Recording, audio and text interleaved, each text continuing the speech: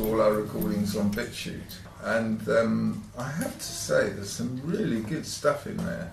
There was the conversation we had on ourselves as a model system, which I listened to recently, which was basically, it was a suggestion from Alex that... Who never turned up. No, which was repeated off during the recording. Well, if Alex was here.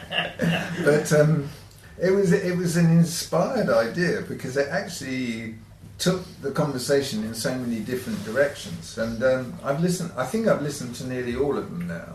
And I was also listening to some of the early presentations that I did to see whether they were still relevant. They all seem to be reasonably relevant. But it's also interesting, if you look at certain presentations as they moved along, you can actually map the evolution of critical thinking's analysis. That sort of, it's like a circle, it gets bigger, which is quite interesting.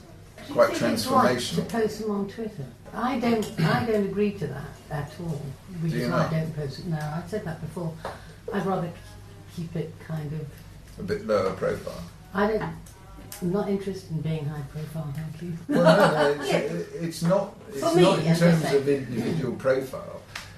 No, you know what I mean. The couple of weeks you've not been here, you know, the paper got published in the University Journal. No, what paper?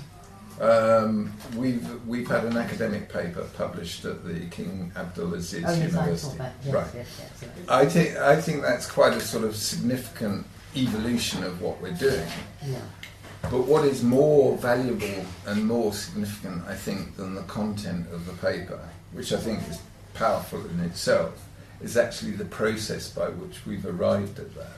So part of what we're doing is trying to provide if you like, a guide, help, assistance, case study in how you set up a self-organising learning group.